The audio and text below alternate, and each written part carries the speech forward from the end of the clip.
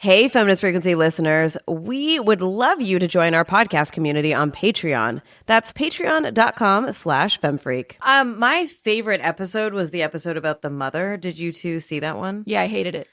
Oh, all right. Well, okay. That's interesting. Tell me why you loved it. Will you tell me why you hated it? No way. I want you to do it first so that I could tell you why you're wrong.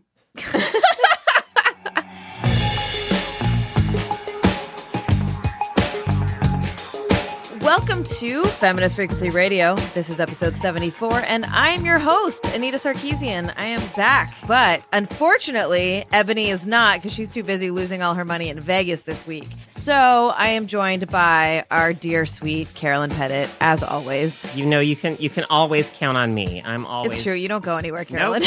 Nope. And we have a very special guest, her great return on Feminist Frequency Radio. You're a regular now. I'm a regular. We have our favorite Iranian-American Muslim comedian, Zahra Noorbakhsh. You nailed it. Yes! Last time you were on, I was worried I was going to say it wrong. I mean, it technically is wrong. Noorbakhsh. Well, That was the problem. no, it's always like there's no version that's going to be right. Right, that's true. We don't need a Hassan Minhaj and Ellen DeGeneres this. All versions are wrong. That was quite good, though. I enjoyed that. I hated my it. last name is... Hated it. We Americanize all of our names. Yeah. Like, my last name's actually Sarkeesian. Sarkeesian. But I'm not going to make people say that. Well, okay, and also my name, if you're going to say it the real way, is Zahra Noorbakhsh. Yeah, I can't do that. Nobody can. But it's lovely. But if you're raised speaking Persian, yeah. then go for it. I feel like this is a really great intro to the topic of this week's episode, which is... Wow, I had no transition because we usually explain we're the feminist killjoys, but we're going to just skip that this week. Because this week we're going to be talking about Ramy, a new Hulu comedy about a 20-something Egyptian-American Muslim living in New Jersey and trying to sort out what and who he really is. Well, I guess he's not trying to sort out what he is. He's probably sure of what that is. But the world is sending him confusing and often contradictory messages about what it means to be a young Muslim in America today. After that, we're each going to share a little something in What's Your Freak Out? Let's get to it. We're so glad to have you back. I'm so excited to be back. Isn't it delightful? And I'm in LA with you now. We now both live here. What? Isn't that exciting? Yeah, it's nice. It's nice to have Carolyn? like Bay Yo. transplants. Why don't you live here? Because you hate it. You're like, fuck LA. No, I mean, I so as some listeners may know, I lived in the greater Los Angeles area for a large chunk of my life. Yeah, but you didn't live anywhere cool. No, that's the thing, right? Like if I were to move back to LA and live somewhere cool, it would be a very different experience from, you know, my LA experience before. So when I left LA, I was pretty down on it because for a number of reasons, and I was very excited to be moving to the Bay Area. But, you know, now with the passage of time and my perspective has been broadened, I mean, I could definitely see myself moving back to LA at some point, provided I were not living in, you know, Van Nuys or Reseda. Hey, my friend has an amazing house in Van Nuys. No offense to people who live in those places, but I've lived there for quite a while. But if I lived in, you know, someplace that had a little more going on. Well, then we'll make that happen. Fantastic. Great. We just need to probably rob some banks or something. Oh yeah, let's get on that. Anita, just whip up another one of your con artist schemes that pull in like hundreds of thousands of dollars online and we'll be good to go. That was a good one, Carol. Thank you. Good one. You're funny. Yeah. You should be a comedian. Maybe Zahra will mentor you. Oh yeah, right as soon as I'm done quitting.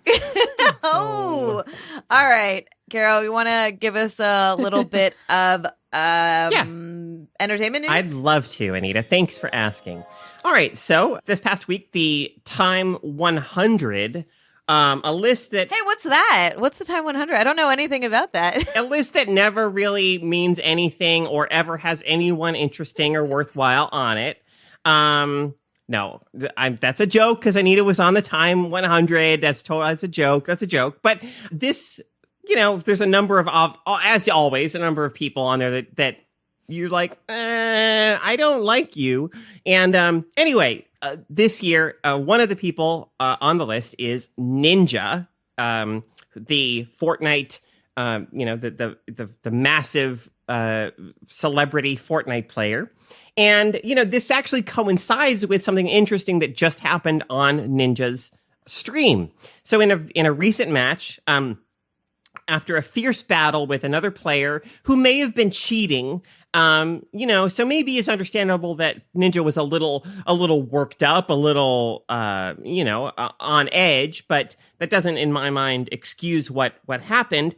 Upon defeating this player, Ninja said on stream that player should, excuse my language, but he said that opponent should suck a dick. Literally the fattest one you can find. And he then mimicked the act and said, I want you to literally just shove the whole thing in your mouth. And this display, yes, fans, viewers, at least many of them, were absolutely kind of jubilant at this display of homophobia from Ninja. On a subreddit called Livestream Fails, the moment was called a quote redemption arc for Ninja, because Ninja, used to swear on stream, and then as he got increasingly mainstream and also got married, and I think presents himself as somewhat religious, right? Hence the whole I don't stream with women thing, which is ridiculous. Yeah. Side note, also, this giant, huge, wealthy streamer does not stream with women, just side note. Yeah. So, people online said things like, that's the Ninja I know, remember, and love. Basically, Ninja fans, Ninja viewers were totally thrilled that he had said this, this homophobic thing that was pretty terrible. The Time 100 profile blurb that was written for Ninja was written by Juju Smith-Schuster, a wide receiver for the Pittsburgh Steelers. And in that profile, he said, I've been a huge video game fanatic my whole life, but people have seen it as childish and a waste of time. Ninja was huge in building up the credibility of esports. At the end of the day, Ninja is an absolute legend and someone to whom we owe a lot for making gaming what it is today. And, I mean, it is true in a sense that, Ninja's been on, Ellen and stuff. Ninja, as a figure associated very much with gaming, has had more kind of, I guess, mainstream awareness built up around him than any other, at least in the US, and any other individual who's famous for playing video games.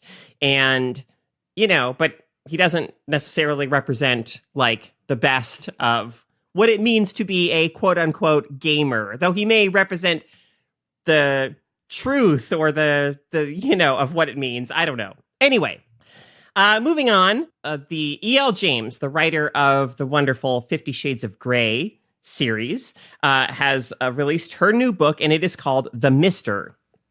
And, oh, boy. Yeah, and so this is me quoting from Alani Vargas' story in the AV Club, a little summary of the story. It centers around Maxim Trevelyan, a grown-up rich kid who's also the titular Mister. He sleeps around, doesn't worry about his plentiful money, and seems to have it really going well for him. Soon he inherits a noble title and gets a new daily, aka a house cleaner, named Alessia Dimachi, and I may be pronouncing that wrong, a sex trafficking survivor who speaks broken English. What better way to take advantage of the already out-of-balance power structure than to involve the two in a sordid romance? E.L. James, your groundbreaking ideas really take the cake.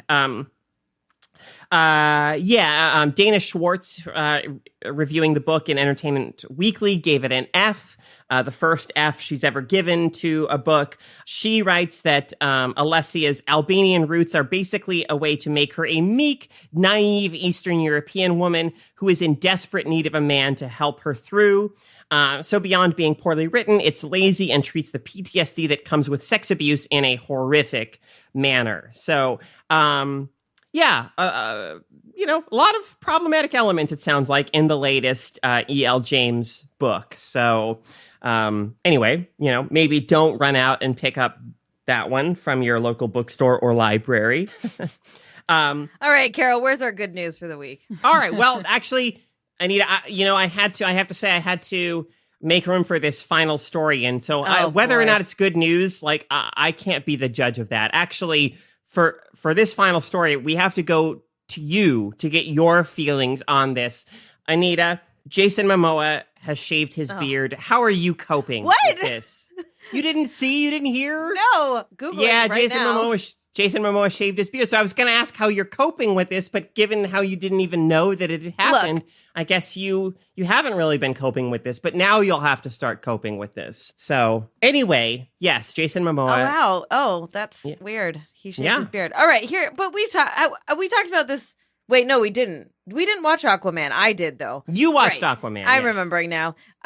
He's just such a douchebag. Yeah, it's really hard to find him hot anymore because he's such a douchebag. Yeah. I mean, like, he's still objectively an attractive human, but I'm just not excited about it anymore. I hear ya. I mean, his face is still beautiful with the shaved beard or not, just saying, but also not because he's a douchebag. Did I say that enough times?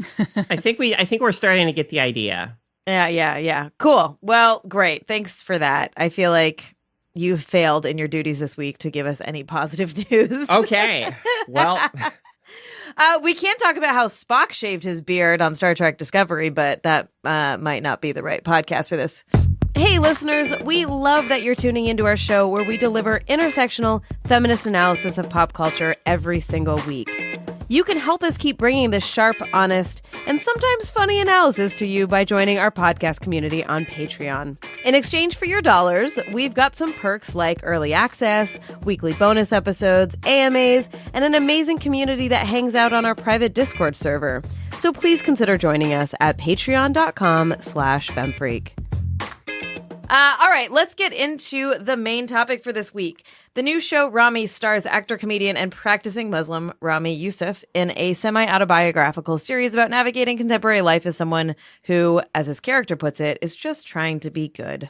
As Youssef said in an interview, the character of Ramy is pulled between his family and his friends who all have their code as to how they live. Across the show's 10 episodes, Ramy finds himself in all kinds of situations involving sex, drugs, and other sources of temptation and pleasure that are both amusing and fascinating in how they require Ramy to consider what being a Muslim means to him. So this was a show I asked you to be on because you're Muslim. Full disclosure. Let's be honest. I was like, I got no time. good transition. I would never have you on to talk about anything other than being Muslim, Zahra. Red. Yeah. Anita's like, as a Middle Easterner, I got most things, but when it comes to the Muslim brain, well, that was actually gotta get Zahra in here. This was an interesting. I am super curious to hear your thoughts about it. Both being like a Muslim comedian, and that this is a show unlike any other show talking about being Muslim. Like, there's a lot of stuff in here that I like relate to and identify as coming from Middle Eastern culture, but the religious stuff is. I'm so just sort of curious to hear about it. those specific aspects. Yeah, it's much more of the cultural aspects of it. But yeah, like, so I really enjoyed the show. Do you speak the Arab? No. Were you able to like read it and understand? I mean, I can read English. Were there like inside jokes that you were like, oh, from my people? No.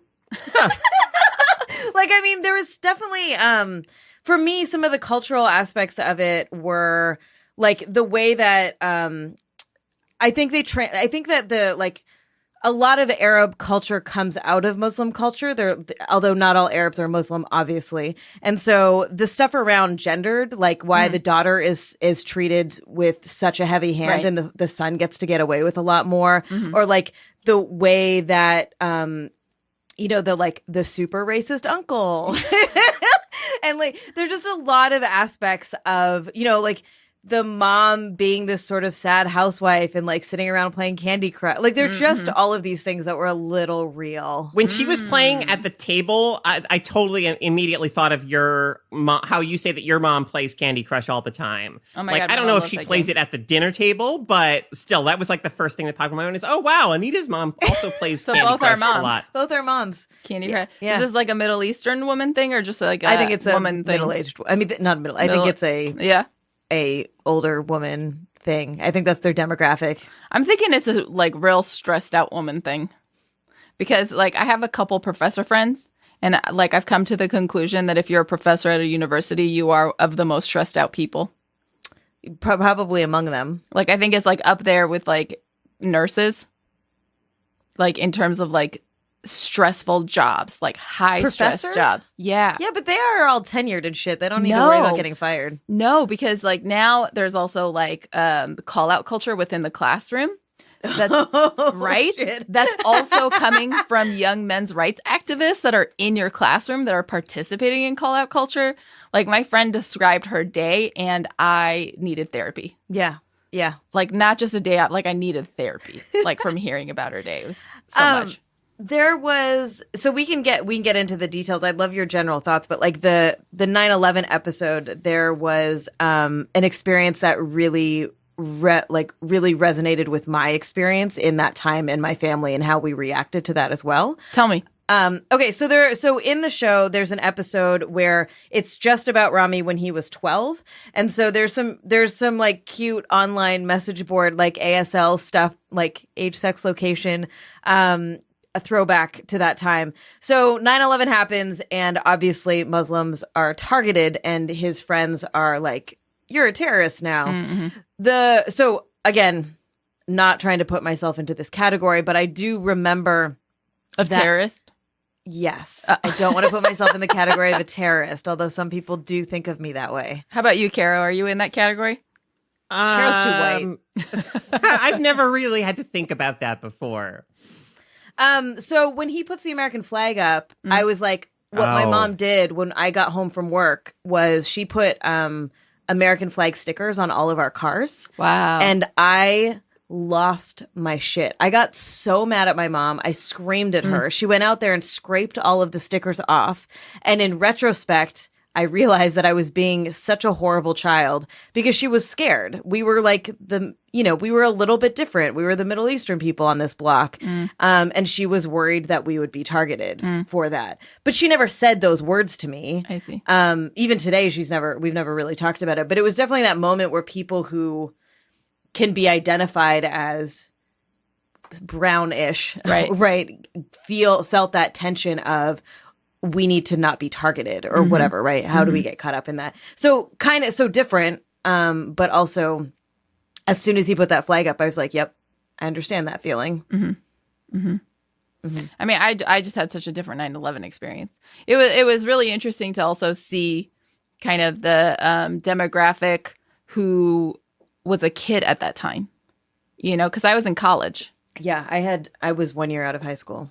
So that like to see him as a 12-year-old kid, and how that impacted him. And like there are a lot of stories I've heard about people in elementary school where all the kids looked at them in that moment. And I had a little bit of a different experience because I was in college classes where we were debating, topics on like colonialism and policy, and I was always holding the brown torch. Like I just always was the stand-in.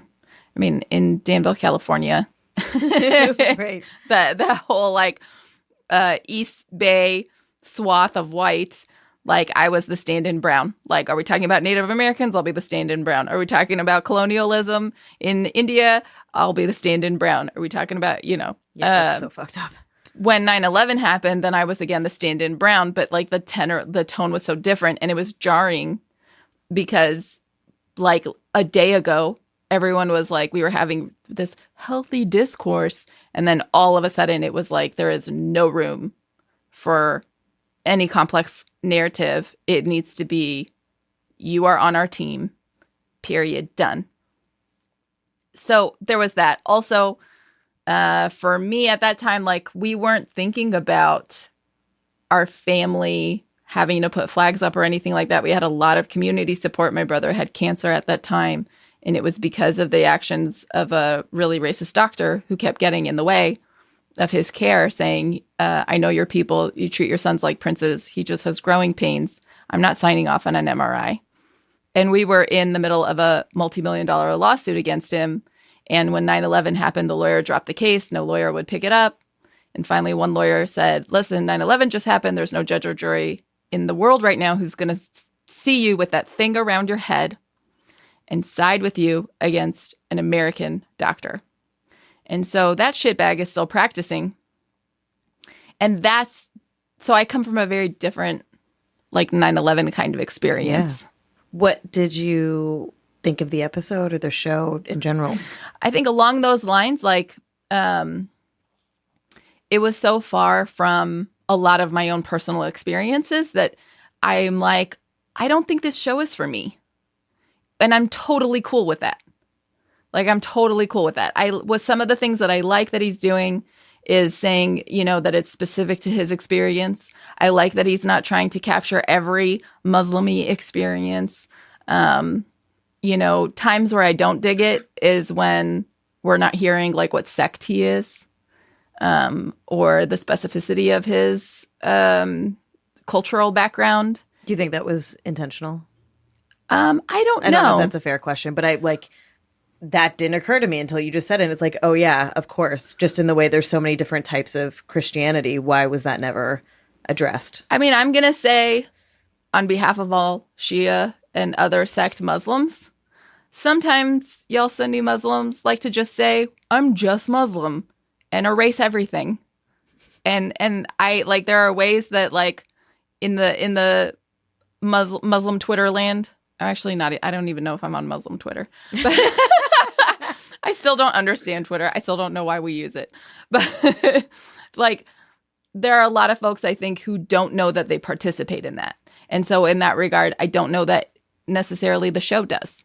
I think a lot of people engage with the show without that consideration. And I think when you come from a vastly different cultural experience and a very different kind of cultural practice, and religious practice, then it stands out a lot.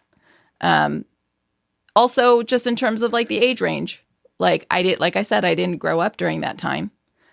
So there are some of those aspects that I don't connect with, and I'm like, I don't think it's for me in that regard, and I'm totally cool with that. Yeah, I like that. I think it lends itself to more narratives, for me to then say I want to see that out there. Hey, Carol. Yo, hey. As a resident white person. Yeah. What did you think? So one thing I especially liked about the show was what I saw as its kind of its honesty about like psychological complexity. And I guess for me, the 9/11 episode is maybe one of the stronger examples of this. What I mean is how, for young Ramy, this 12-year-old kid, like all these things, these like separate, different threads happening in his life kind of collide and become intertwined and messy in this. So you have at the same time going on, like, obviously 9/11 has just happened and there's all the stuff about him being, like seen as potentially a terrorist, having his friends suddenly look at him differently. But that's all mixed in with him, like the expectations on him as a young, as a boy who's just starting to like be like get turned on and have like sexual feelings and desires. It's all tied in with other expectations for him as a young boy about like jacking off, masturbating. And also you have like in his classroom, you have this girl, Angela, who at first is just like this girl that, he like tries to be friendly with, but also in some way he finds like as all these like hormones and feelings are like exploding inside of him, he finds like maybe, alluring sexually in some kind of abstract, way, not like maybe in a super explicit way. But then she suddenly becomes somebody who, like Angela, my classmate, whose mom died in 9/11. Like I just thought that the way the show did that, and I think it did that over and over again. There's another episode where it's Ramadan and Ramy is like sort of decides like he's not going to watch porn, he's not going to have sex, etc. But and he's kind of doing that as part of trying to figure out like he feels like maybe this Ramadan could be really good for him, like he needs that kind of anchor. But then he has this encounter with this woman and he ends up having sex with her. And then like right after he has sex with her, he looks at his phone and this like distant friend's mom just died of cancer. And I just feel like, well, it's more lifelike to me in the way that, like, all the time throughout our lives, like all these different things that matter more or less to us, but that still affect us emotionally and intellectually in some way, like they're constantly kind of colliding. I just appreciated that the show did that, because I feel like, I don't know, I feel like a lot of comedies try to maybe take a little more simplistic approach, or just try to like have the narrative focus on like the one thing. And so I was pleasantly surprised by the way that this show, I felt, had that deeper complexity to it in a lot of ways. That's really nice to hear. Yeah. Like, I never thought I would relate to the Persian woman who scowled at me when I do a comedy show so much. In the sense that, like, in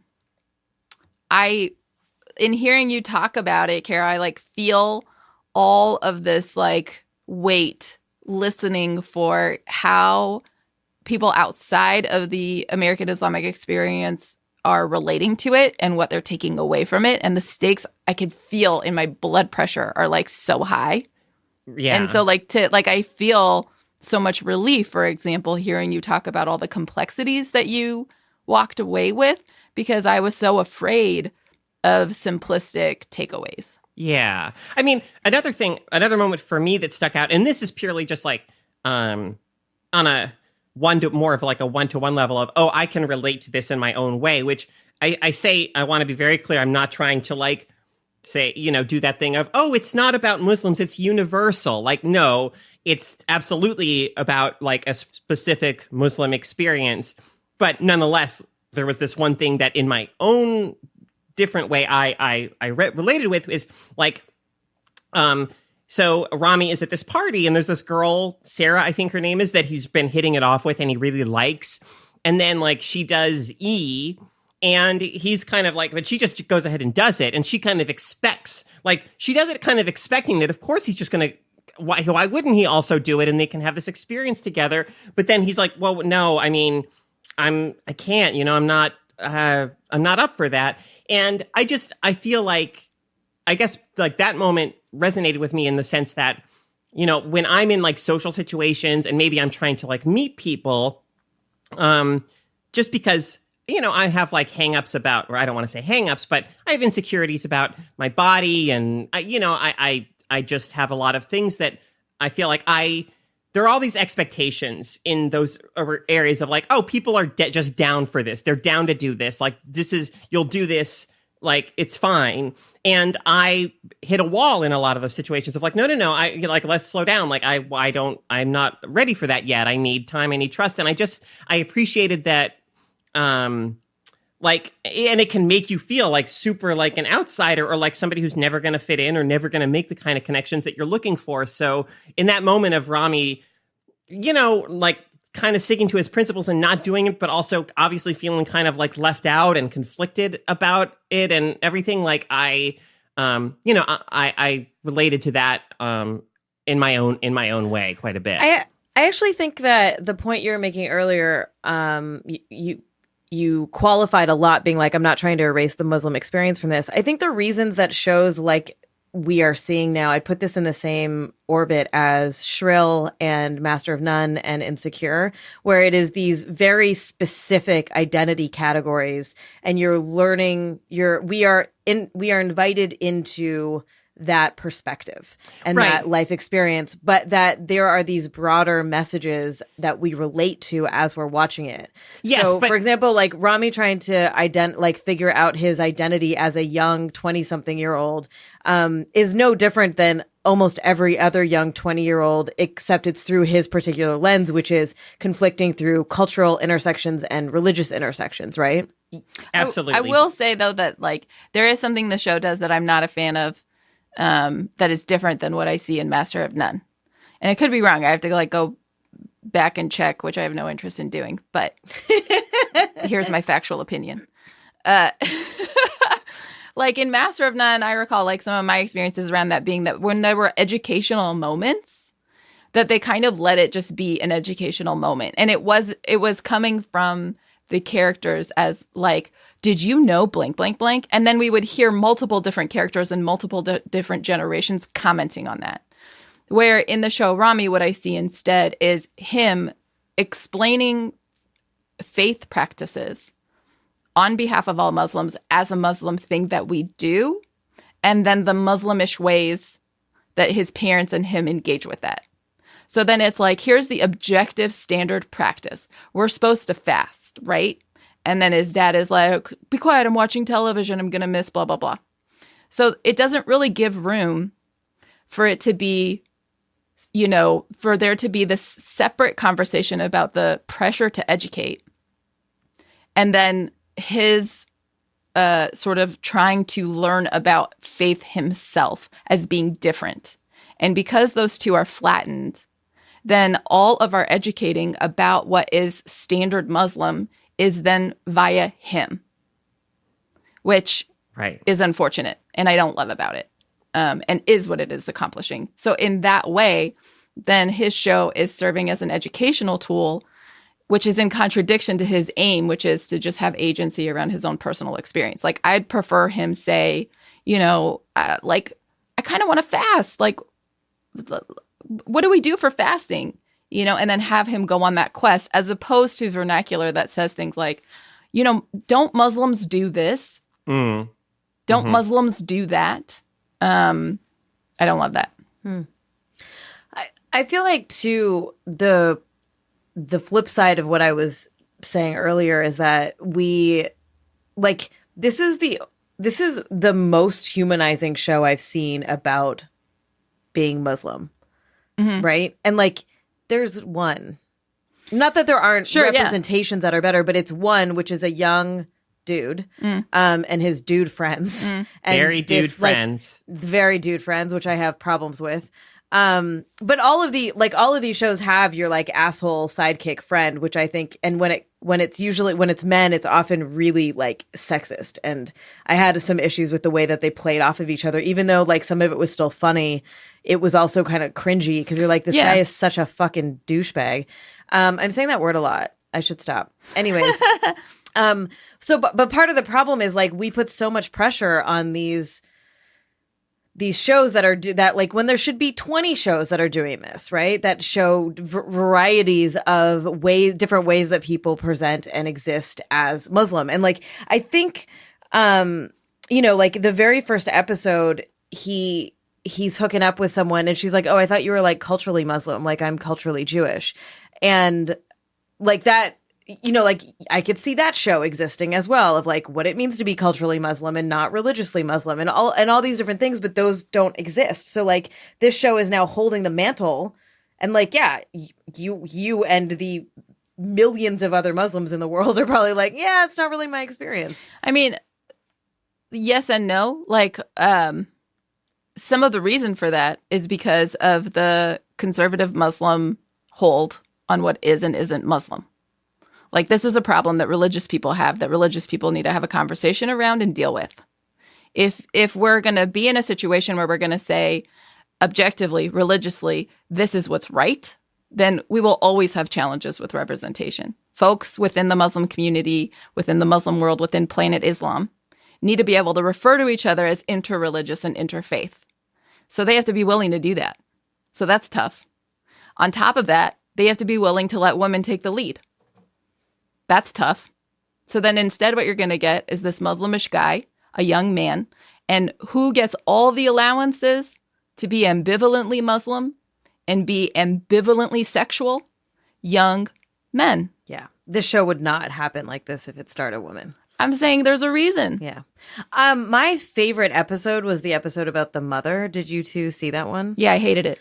Oh, all right. Well, okay. That's interesting. Tell me why you loved it. Well, you tell me why you hated it. No way. I want you to do it first so that I could tell you why you're wrong. No. Damn it. So, okay. Here's how I felt about it. And I'm curious to hear what Kara thinks, because, like, so much of what I think is also, like, in relationship to, like, the outsider gaze. I felt like she was being written by someone who was not a mom. Like, the way that I saw her portrayed is the way that I viewed my mom when I was, you know, in my early 30s. And I, like, projecting a lot here. But I don't know. There was, like, a simplicity to the way that she was, like, formulating conclusions that I was like, I don't know if that's true. I can't tell if that's true to like the character or if it's just because, you know, in the writing of it, there isn't a more complex sort of like terrain for her experience. You know what I mean? Like, I don't know that for me, the way that like that math doesn't work out for me. That math doesn't work out for me that she's like, does anybody like me? Do I have any friends? Does my husband find me sexually attractive? And then she decides to drive a Lyft. And then she decides, like, what's her earlier life experience? Like, Master of None delved into their parents' lives prior to their children, you know? And I felt like that opened up the frame in such a gorgeous way so that these parent narratives were richer. And you saw their youth, you know what I mean? And how that informed on them versus just their existence within that household. Yeah, I mean, I can see that. I don't think you're wrong in that. I don't think that takes away from the depth of the episode for me. I feel like I have seen this woman and like I've met her like in women in my life in this experience of like I don't like there is I think the previous generation or like our parents' generation, especially when coming from sort of global South or like not Western cultures, is very much like you get married and have babies.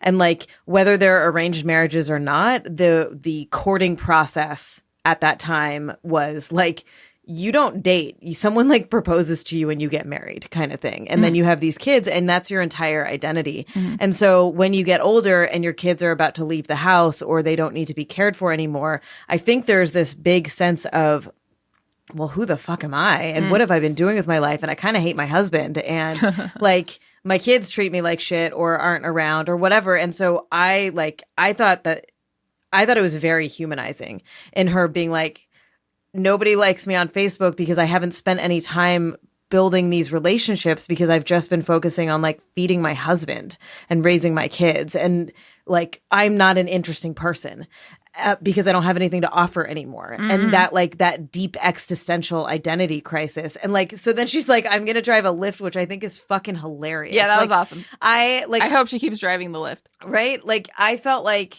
feel like in general, I was, for most of the episodes, really pleased. Like, I thought the writing was really strong. Whether I liked, like, what was happening or not, I thought that the way that they are conceptualizing stories and comedy within those stories and wrapping them up was really strong for me. So in this one, like, there's so many little details, like the guy who she meets in the car. So her being like, I'm going to feed people is just so like, yes, like my mom would totally fucking do that 100%. Right. And then she meets this French guy who is the most French. His whole, like, I'm drunk and talking about cats watching me. Like, I was like, that is so fucking French.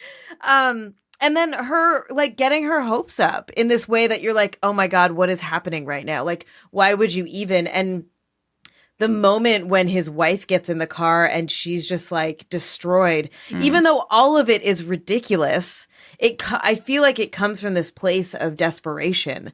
And so then her husband finally is like, oh, when you speak French, that's really sexy. And like she finally gets that thing from him and they have this moment and it just immediately reverts back to, oh, like I'm literally watching you're TV. Not a person. Yeah. Just somebody else who exists as furniture. And the hopelessness of that I thought was really kind of deep. Like it just, it cycled. She had this whole experience that she's never going to talk about and that she has no one to confide in. And it just cycles back into like, that's the way it's going to be. Yeah, I think I'm curious, like, as we hear more and more critiques, I think, like, if we watch these characters and a lens that we're, like, filtering our critique of them through is how humanized they are, then I think we're going to lose. Like, that should be a given. You know what I mean? Like, what's the critique outside of her being humanized? Because that's a job of good writing. Sorry, dead air. You just made my brain stutter. I'm trying to process this because I feel like And Carolyn, you're welcome to jump in at any point here. It's there, but I want to hear it when without I don't think that. humanizing is a given at all in media. It's definitely not a given for marginalized identities. No, I'm saying it should be, though. It should be, but it's not. That's my argument. In our critique, I'm curious, outside of the expectation. I don't think it's just humanizing, though. I think it's a very specific experience of isolation and loneliness and an existential dread in a lot of ways that isn't just like we're humanizing her. It's like a very specific moment of this woman's life where she's trying to figure it out, just like her son is trying to figure it out. And I think that that's like threaded patterns. Yeah, and his sister and everyone is trying to figure shit out in this show. That changes it for me. That I can get behind. Great, I just pulled that out of my ass. I'm so glad that worked. Carol? Yeah, I mean, I don't necessarily have anything to say directly related to what the two of you have been talking about, but as I was watching the show, I was a little conflicted at times about, on one hand, really appreciating the way that, as I kind of said earlier, it feels at times messy and organic in terms of the plot lines and the way that things in Ramy's life and the lives of people around him just happen and they all kind of intersect. But also at the same time, like there's that feminist media critic part of my brain that's a little worried, like, oh, is this going to send the wrong messages to some people who aren't thinking critically about it? So, like, for instance, there's a moment where a character says to Ramy, he says, we protect women not because we don't trust women. We protect women because we don't trust men.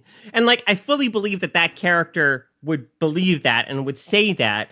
But it's also, like, a really messed up like attitude in terms of not, it's a very kind of patronizing attitude. You're talking about the uncle, right? Yes, it was the uncle. He was defending that woman who was being beat up on the street, which we're all like, oh what the fuck? And Ramy's like, you're a misogynist piece of shit. Why did you even interfere in that? And he was like, we don't trust men. Like it's not that we don't trust women, it's that we don't trust men. And it was so jarring coming from him. And like, one, it's a fucked up statement in some ways, but it's also like that whole scene and that whole character, but like specifically that scene didn't land for me. I was like, you're trying to make something complex out of a space this isn't working very well. Yeah, I was very torn about that and other moments like it. Like there's a moment where one of Ramy's kind of ridiculous friends says it's rapey not to send a dick pic. Like he's saying you have to send a dick pic like as a preemptive thing so that she can like prepare herself or whatever. Like I forget what the reasoning was. It's fucked up. So like that's the thing about that character, his friend Mo. Mo, yeah. He is played by Mo Amer, great comedian. Yes. He is a total piece of shit, and he's like that foil character that you always have in shows like this. And the thing is that bothered me is that I think a lot of that banter was funny and smart, and I'm saying that with air quotes because it was still fucked up. Yeah. Right? And it was intellectually fucked up in this way that I was like, oh, like is it obvious to everyone that the joke about like it's actually like anti-rape to send dick pics? Like, does everyone get that that's not true and that it's a funny joke? There's a lot. Yeah, there's a lot of unchecked patriarchy and unchecked toxic masculinity. Like, for example, that scene with the domestic abuse. She gets back in the car with him and they just move on, and there's no like, service done to what's the larger discourse around how those engagements go. We have that. You know what I mean? And I feel like if you're going to do the job of like being the liberal show and being that guy that's like representing, the young kid who's trying to figure out his faith, patriarchy, what it means to be a good partner, then you need to do that work too. It can't just be like within your field of vision. So, yeah. And so I was repeatedly conflicted about stuff like that as I was watching the show, because on one hand, as a viewer, on some level, like, I feel like, well, I don't want media that like takes a moment and then like it very much kind of lampshades it and is like, here's the moral, everybody. That's what I mean. That's exactly what I mean. Is like, if you're going to do teaching moments, then you have to do it correctly. Right. Otherwise, don't do the teaching moments. Yeah. I mean, Yes, I'm. Is that what you constantly mean, in or a am state- I like, am I imposing my takeaway? No, on you? no, not at all. Like I'm constantly in a state of conflict about exactly that. Like as a critic and a viewer, like I want art that reflects the kind of messiness of life. I don't want it to I feel like there are absolutely ways to communicate values and ideas to an audience in ways that are smart and nuanced and complex. And I want that. And I'm like, but I don't want it to be simplified and, neon sign flashing. But I was constantly wondering, like, because I bring my own values to this show, like I'm encouraged to give it the benefit of the doubt and say X, Y, and Z. Well, it's of course trying to offer a critique of such and such attitude. It's not actually, but like, is it actually doing that? And, I guess I would sometimes have to say that no, it's not actually creating the critique. It's just kind of, it's doing the thing that brings us up to the point of the critique and then not really following through. Yeah, this like leads to another issue for me that like, I don't know, maybe when we're like closer to like wrapping on the larger like takeaway of the show, I'll bring in because we're here now. Now? Oh, Yeah. okay. We're wrapping now? Okay. So here's a couple of things that bother me. And I mean, it feels necessary to first like put out there, like, here are things that I love. I love that Ramy Youssef is doing this way before me. Like being the first, and I know we hate that word, the first, but like being that person who's straight out the gate in the public sphere, in the larger Muslim-y landscape, right? Like playing to the conservatives, playing to the liberals, playing to the radicals. Like that's hard. That's hard. And props to him for doing that, because it is doing the job of like creating conversations like the one that we're having right now. And it does do that job. And I love it for that. And if I had a time machine, I still would want to see it like this. That said, there's that, right? Second, he's my friend. I adore him. Next, I will say the stuff that like is like, no, you can't do this. For me is one, I don't want to see written by, directed by, starring in. I don't want to see that anymore. After Beyonce's Homecoming, I want to see your ensemble. I want to hear loudly your consulting body. There was a giant consulting body working with him. Like, all those people need to be credited. All those people need to be on the stage with you. All those people need to be in the limelight with you. Like, bring them with you. To me, to emulate a Louis C.K. credit, the credits rolling looks like Louis C.K.'s show. And in Q&As, I've heard him reference that intentionally. Don't do that, Ramy. Don't do that. I don't want to see that anymore. That's patriarchy. I don't want to see one more person inhabit patriarchy in a creative space. No thanks. 3, in terms of like the feminist bent, like it speaks volumes to me that like, a lot of my feminist friends really dig it. None of them wear hijab. And so like I see a whole experience erased from the show that very much emulates a lot of his struggles in terms of like, how do I be a quote unquote good, observant, traditional practicing Muslim? There are so many women who wear hijab who share that exact same experience and have all those same challenges, who are not in the car being like, finger fuck me and choke me because I'm so liberated. Yeah. There's, you know what I mean? There's something else. There's other women there that I don't like seeing erased. And I hear not connecting with the show, and a show where the job is to like, connect with folks who are trying to love their faith and, practice their faith and are having that struggle. It should connect with them. So I didn't love that. Those are things I didn't love.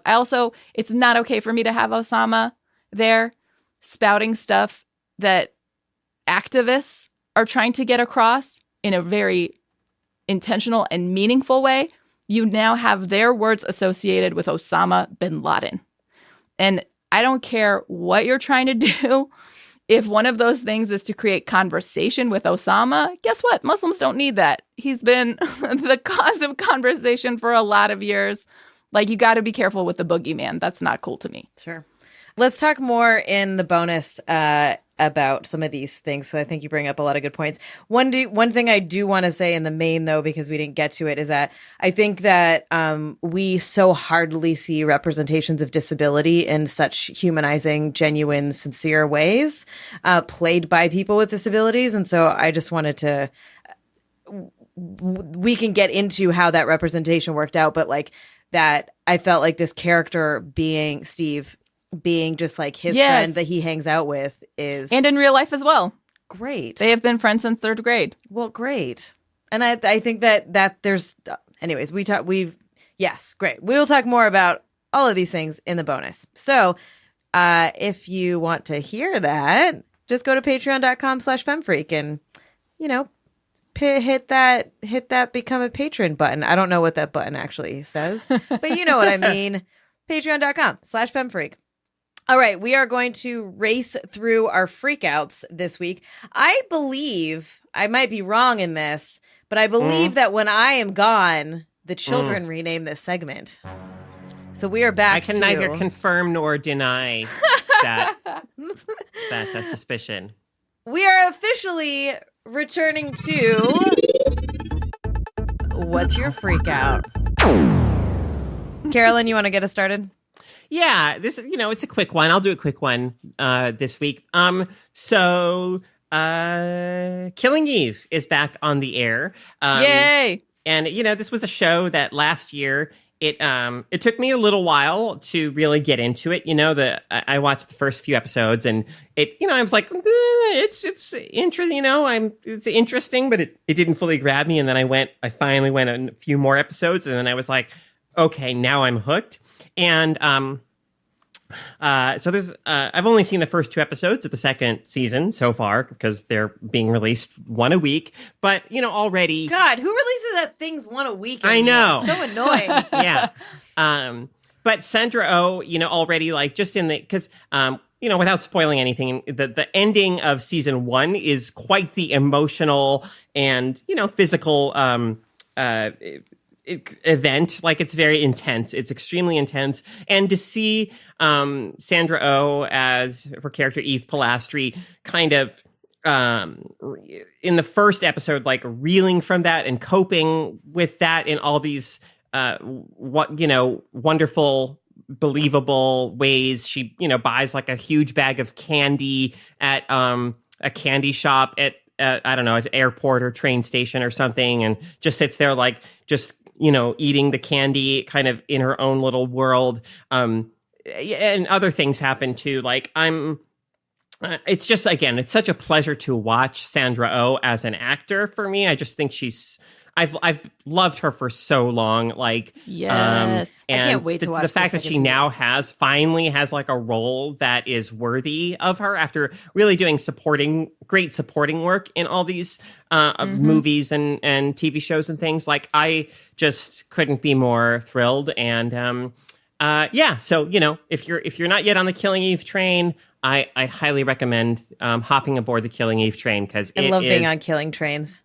It's a wonderful heart. It really is. I second Yeah. this freak out. Yeah. The first season's fucking amazing. It's Yeah. so good. All right, Zahra, you got a freak out for us? I do. Okay, so I was just in Toronto performing my comedy sorry. special. Oh, yeah? Toronto? I hate Toronto. It's You fine. hate Toronto? Oh, interesting. I'm from there. I'm allowed to say that. You're from Toronto? I didn't know that. I am. Go Canadians. What are we? Maple Leafs? I don't know. I always forget Wow. you're Canadian. Oh, my God. I It want to changes the way you hitch see me, isn't it? a life jacket to your boat on the way out of the collapse of this country. I have no idea what that is, but that's fine. I guess it's not really a boat. But so I was just in Toronto for my comedy special, On Behalf of All Muslims, a comedy special. This, where I engage with this phrase and this challenge where you're always speaking on behalf of all Muslims, no matter what. Kind of like what we were just talking about. Exactly. And is your freak out your comedy special? 'Cause No. It should totally be. oh, how would it be though? I don't know. Uh-huh. I just think it's funny. I'm going to talk with you more as my marketing guru. I just appropriated the word guru. No, cut that, Phil. All right. I was in Toronto. I was doing stand-up. And then I brought up this thing that I found, like in comedy, when you're doing it, right? Like you bring up a quirk of the local scene. They have milk in a bag. Yes, we do. You have milk in a bag. We do. And you have to have the little cutter that you have to have on your fridge to open the milk and the container to put it in. Yes. It's stupid. They have no sense of humor about that. Really? They were so defensive. That's so funny. Canadians are dumb. And I would not let it go. Jeez. I don't know who you're saying geez to, Carolyn. Maybe you don't want to paint a whole nation of people with that brush. I don't know. But anyway, carry on. I was like, I don't understand. How does the transport work? Is it like a Capri Sun? Do you stab it? Okay, would you like me to tell you? Or did you Well, learn? I want to tell you how it went down. Please. I did all this physical comedy of myself as milk in a bag. Why didn't you invite me? Right? To figure out, like, how does this occur? How do I go from the grocery store to your jug? You have a glass jug in the refrigerator, I found out. And then glass, Jesus. Yeah. That's and then hoity-toity shit. Right. And then they showed me how, like, I have to, like, slit the tip and then sort of duck it in within the jug and you pull it out, kind of like how you take your bra off underneath your shirt. Right? Who the fuck taught you this? The whole audience, like 100 people, were like participating, and they were so invested in my getting this right. Wow. And it was really a beautiful thing. We came together on it, and I understood why it was important to them. I actually don't. No. I posted on my Facebook, milk in a bag in Toronto, WTF. All these people started posting, well, it's how we do it in Australia. Well, it's how we do it in Iran. Well, it's how we do it in Afghanistan. Well, it's how we do it. And like all these different countries. Like that where folks were from, and then somebody in Michigan, in the city in Michigan, who was like, this is how I did it. Here's my question. Is it actually, so milk in the US is in a jug. Yes. But like a plastic bag is less material. So is it less pollutive in the grand scheme of pollution? I looked it up. Technically, no. Because it actually takes 3 bags to protect the milk in a bag. And it actually creates more plastic. Because instead of it going straight into a carton, it's now being put in plastic bags. Okay, so here's the thing. I'm assuming it's the same way as when I grew up.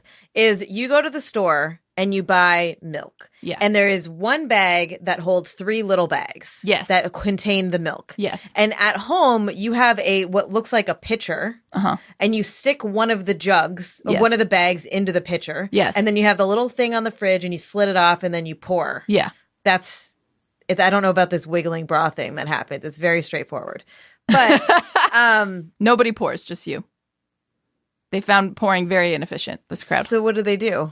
It's like taking your bra off and you're under Okay, your whatever. shirt. I don't know what's happened to Canada since I left it. But it's clearly gone downhill. Great. That was my freak out. Thank you. Milk in a bag. Milk in a bag. It's definitely something to freak out about. Do you still do it? No, I don't drink milk. Is there a part of you that's like, I can't have the milk if I don't pour it in a Ziploc and recreate the experience? There is literally no part of me that feels that way. None at all? Not even a smidge. There was a part of me that did miss the fact that, like, tits are basically milk in a bag. They are. And I kind of That's why the bra analogy. I like that. Yeah, I like that. That I don't know. It just made me feel closer to Canada. Yeah, and also like tits. Yeah. I could see how you got there. What's your freak out? My freak out is other friend of the podcast, Open Mike Eagle, just launched a new show. He launched a show, whatever. He has a new show on Comedy Central called The New Negroes. He is hosting it with comedian Baron Vaughn. And yes. I'm just going to read the description on the website so that we can get through this fast because we're way over time.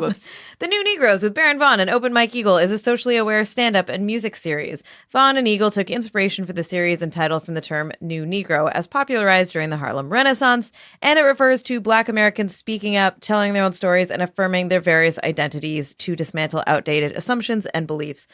It's a bunch of wonderful Black comedians doing wonderful Black comedy. I guess it's not Black. I mean, it is, but it's just comedy. That's good. And then there's like musical videos and stuff like that. So go check it out. It's airing every Friday at 11, I believe, 11 p.m., whatever. Yeah. Check it out on Comedy Central. Support, complicate the genre.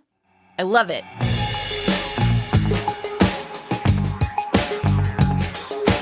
All right, y'all. We are way over, and our producer Phil is probably having steam come out of his ears as we speak. So let's be done with it. But not forever, because we are here every single Wednesday. If you stay tuned for the Freakin' After Party, which is only available to backers of this podcast, we're going to be talking a little bit more with Zahra. Maybe a little bit more about Ramy. Or Game of Thrones. No. Oh. I refuse. We could. No. JK. Maybe we'll talk about Game of Thrones. You should become a backer to find out. Patreon.com/FemFreak. You like that? Yeah. I should totally go into marketing. All right. If you're enjoying this show, please rate and review us on iTunes. And when you are hanging out in the mosque, washing your feet, tell your friends that you have this cool podcast that they should listen to, Feminist Frequency Radio. You can check out all of our work and our other podcasts at Feminist. Oh, the joke would have been better if I said Between Your Toes, because that was the whole point, the joke in the show. God damn it. I should never be a comedian. Shane, you had me. Yeah, all right. You can check out all of our work and our other podcasts at feministfrequency.com, and be sure to follow us on Twitter at FemFreak to stay up to date on all of the news. Zahra, where can people find you? You mean when I'm not PMSing? I mean, are you ever not? I'm also PMSing. We're synced. High five sound effect. You probably can't hear that. It wasn't very loud. At Zahra Comedy. at Zahra Comedy on Instagram, at Zahra Comedy on Twitter, or my website, zahracomedian.com. Also, your podcast. Good Muslim, Bad Muslim. Check it out. We have a new episode dropping in a week. Excellent. Couple days, yeah. Carolyn. Yo, I'm at Carolyn Michelle. I am at Anita Sarkeesian. I think Phil wanted me to pretend to be Ebony and say that I was at Homemade Tortillas, since I made homemade tortillas this morning. So either way, that person we keep referring to, Phil Circus, is our wonderful producer who also composed our theme music. Technical support by Sarah Norales. Production assistance by Taylor Simmons. Art by Jamie Varon. We'll see you next week. Later. Bye.